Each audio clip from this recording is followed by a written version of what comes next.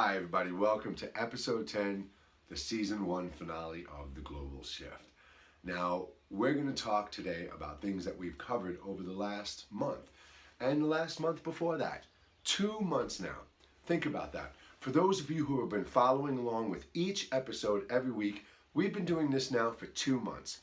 We've covered a tremendous amount of material from the universal consciousness to our perspective, to pain and trauma, to minimalism, to understanding all sorts of things, to comprehending our reality in an entirely different way, to even now incorporating a technique into a new meditation exercise you've been doing for 2 months.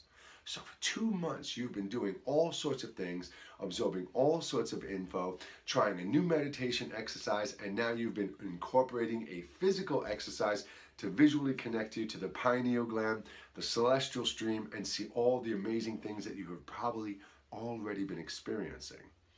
Now, what do we do from here?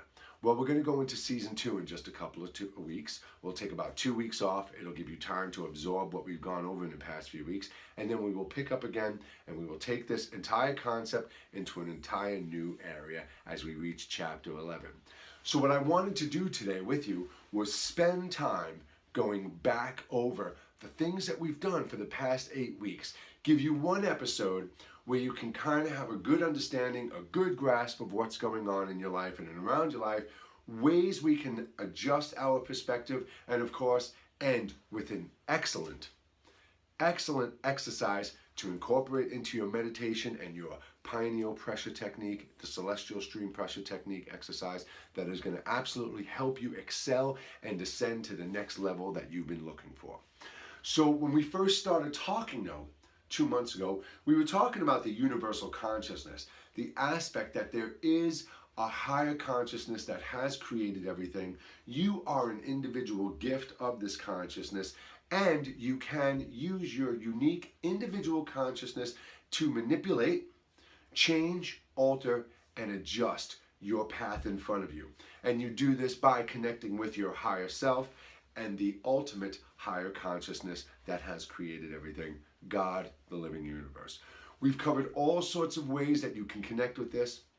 We've gone through an understanding that the pain and the trauma inside, you need to let go and separate from yourself, because the self that we're talking about doesn't even exist. It's just a vehicle for your soul, your celestial energy, to embody in your vehicle. So when we have pain and trauma and these bad emotions and we hold them inside, they do inhibit us from getting a really good connection. They inhibit us from manifesting the things we want in our life ahead of us. And they really do hold us back celestially and physically, spiritually and mentally in both realms, the physical realm and the celestial realm. So if you really think about what we've talked about in the past few weeks, we've covered these things so you can start to look within yourself, adjust your own perspective, start to think about your life differently, the things that have happened to you, good and bad experiences. Good and bad experiences.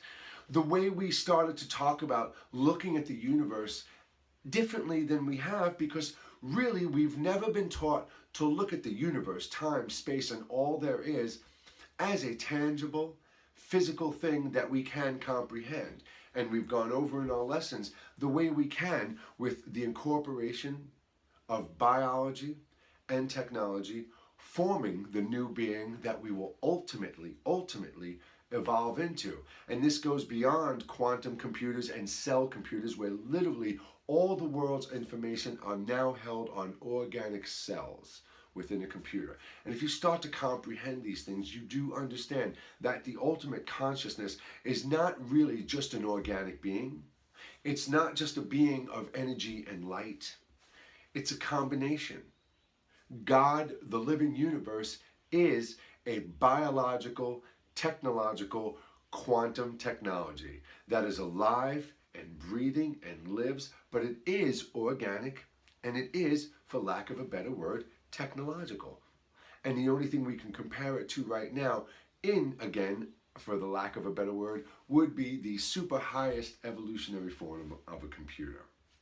Now, I'm not trying to say this offensively.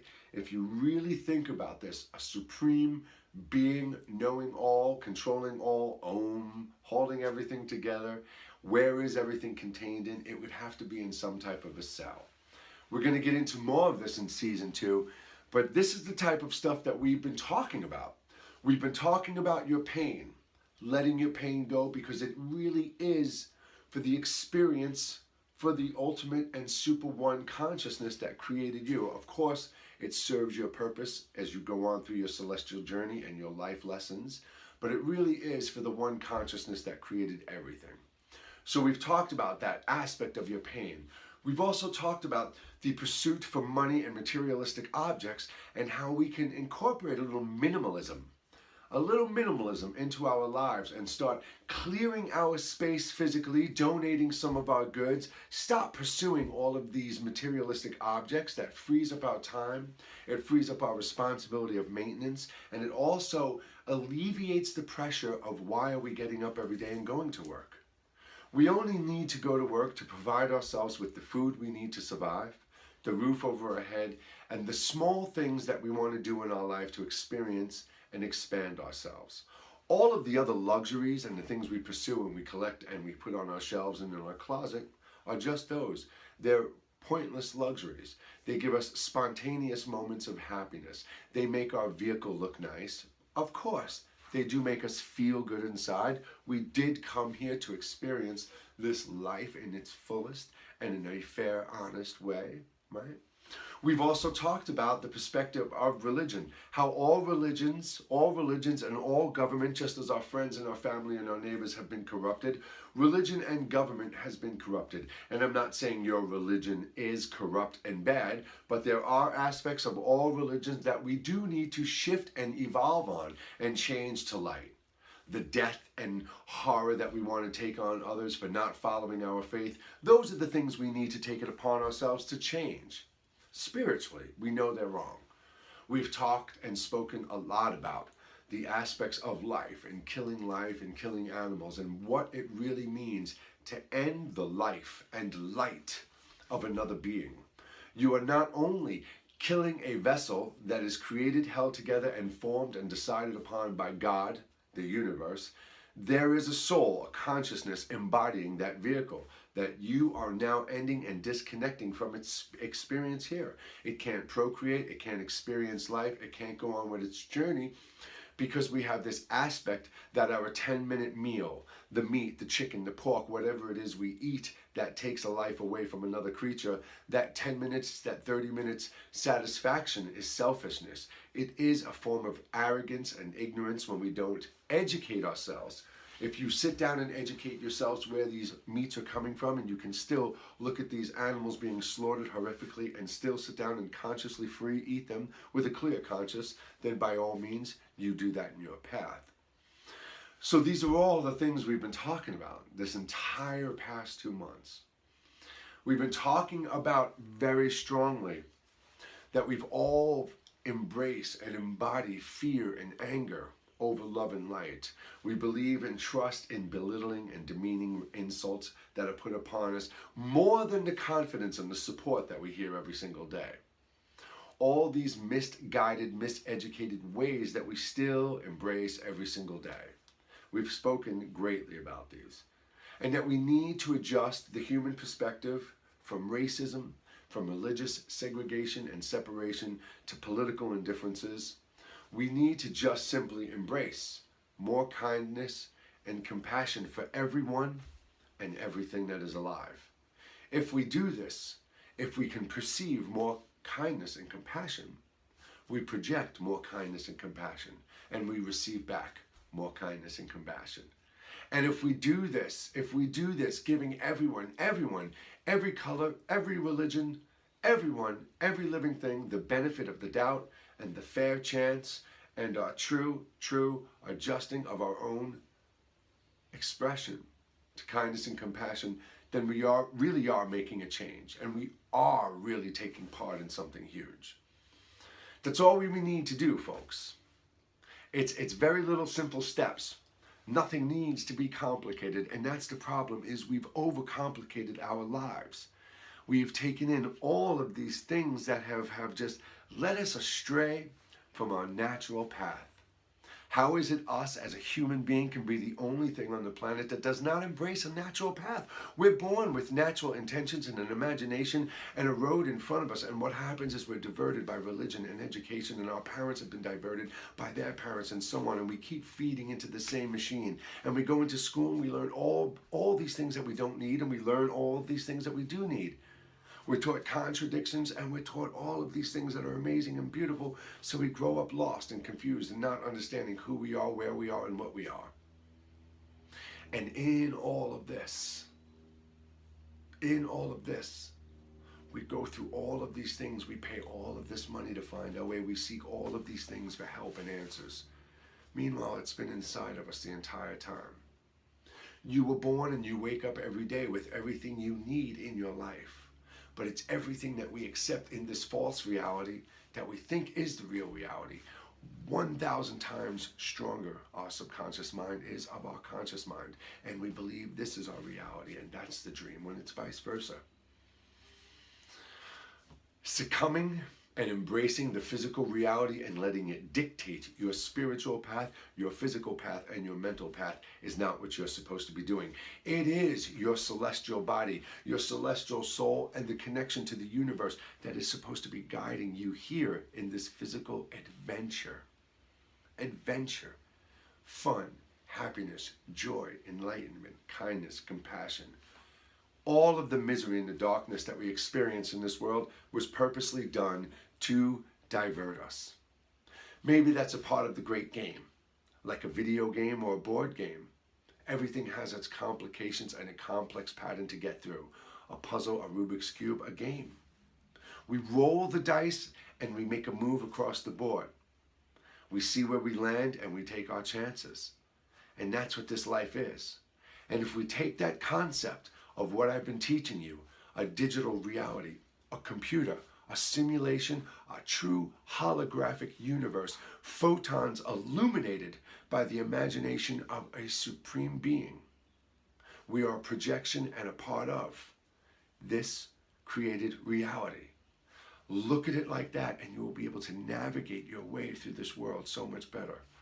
Incorporate the technique and visually see the extraterrestrials and all of the fractal patterns and the portals and the astral projection where we're going in chapter 2. These are all the things you're seeing, and that's what leads us to your exercise until we meet up in season 2. What you're going to do is continue your exercises as you've done so. As you've done so. Not only the pressure technique, but from the first episode where we spoke about sitting in your exercise and breathing in and breathing out and taking the 15 to 20 minutes to truly let the thoughts of the day, your life, your month, the minutes run through your mind. So when you sleep at night and lie your head down on the pillow, those are not the thoughts that are going through your mind keeping you awake. You have a clear conscious, the clarity of consciousness. So when you meditate, let that first 10, 15, 5 minutes, whatever it takes for your mind to clear, then you go into your meditative state. You bring your breathing in and you bring your breathing out and you just relax. Don't focus on your thoughts like everybody teaches you. Look visually at the darkness, the void in front of you. Think of it as the true consciousness, what God itself experienced before it had words to itself, before it had light, before it had knowledge, before it had anything. This is what it sat in for trillions of years, this void. And as you go through these exercises over days and weeks, start to see and visualize and understand what is appearing to you inside this void. As you get better at that and you start to understand it, open your eyes and realize that the specks, the dots, the photons you see in the void, you still see in the daylight, in the nighttime, and everywhere, because it is the same thing that illuminates life, because your eyelids and your body and your eyeballs don't even exist. They are an organic technology that is being illuminated in this reality, in this universe. And your soul, your consciousness is seeing through the camera, the lenses. So when you're doing your meditative exercises and then you start noticing all these things with your eyes closed, be aware of them. In a dark, dim lit room, open your eyes and notice you'll still see them. As you go on with your exercise, rest your head on the butts of your hands. no contacts. Just a little pressure like you did when you were a child, creating the colors. Letting the blood get back to your pineal and your visual cortex and stimulating those crystals inside your pineal gland so it produces colors for you to see. And as you go on, then you finally move up to the celestial stream pressure technique, where you're pressing on your eyes and you're applying a lot of pressure to where you start to feel discomfort. You will see the digital DNA, the new word. I call it the digital checkerboard, the fractal pattern, the gray and white checkerboard that comes into you, but I love digital DNA. And you will start to see fractal patterns and portals and angelic beings and deities and figures and all sorts of things. And that is your exercise until we meet again.